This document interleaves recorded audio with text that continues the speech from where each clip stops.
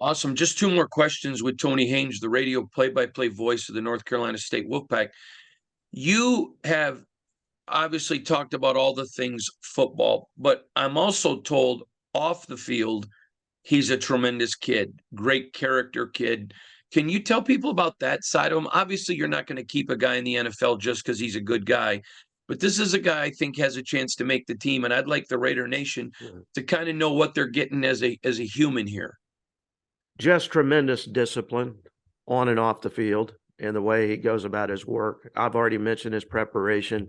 I just mentioned how he changed his diet, completely changed his diet as a young man after his rookie year. So I think that goes back to his family. Again, a family of high achievers. He and his brother Thayer Thomas were two of the hardest workers you'd ever see. There was never a down moment for those guys. They always felt like there was an opportunity to get better every single minute of every day. And that's kind of the way he approaches football, and that's the way he approaches life. And I think he was pushed along as well by some of his teammates. NC State's been a pretty good defensive team the last couple of years, and Drake was a big part of that. But he played alongside a couple other linebackers, Isaiah Moore and Peyton Wilson, who kind of approached the game the same way. It was a tremendous culture in that program, and he's one of the guys that's driven that culture forward, and he deserves a lot of credit. So he's going to be a guy who welcomes people questioning him, maybe not so big, not so fast. But as a result of all of that, he's constantly trying to prove people wrong.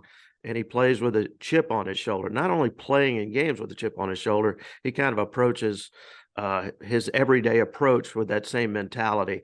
And that's one of the reasons that I don't want to say he's an overachiever, because I don't think he would appreciate that. He believes he can achieve anything. But on the surface, I think a lot of people would, on the outside, would say, this guy's an overachiever. I wouldn't have seen this coming. And it goes back to that character and discipline I was talking about.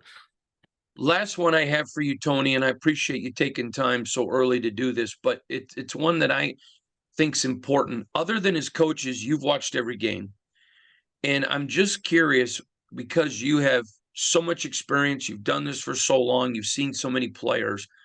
Was there a moment that you can take the fans to when you're sitting in the booth or maybe watching a practice and you thought, wow, that kid has the opportunity to play at the next level? Was there any of those aha moments with you when you saw him take the next step? I think it's hard to say that because he's been so consistent. He's just good every game. I don't remember having a bad game.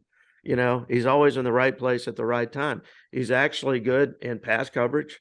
As I recall, 2 years ago, he led the team in interceptions, if I'm not mistaken. I think he had 3, and many of those came as a Mike linebacker. And again, always understanding where he's supposed to drop in coverage, how to read the eyes of the quarterback playing zone coverage, and all the little things that help you stay ahead of the game.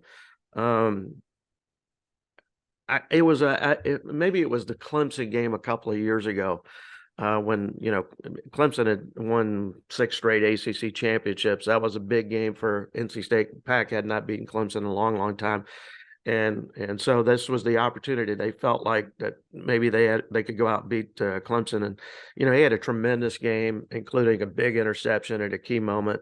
And in a game of that magnitude, for NC State, that was a huge game because they felt like that was the year they could finally turn things around and beat Clemson.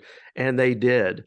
And he was just able to rise to the occasion in that game and play some of his best football when it mattered most. Tony, again, you're legendary. You're so respected in covering NC State. I appreciate you taking the time and giving us this thorough report. I really appreciate your time, my friend. Yeah, no problem. Thanks for having me.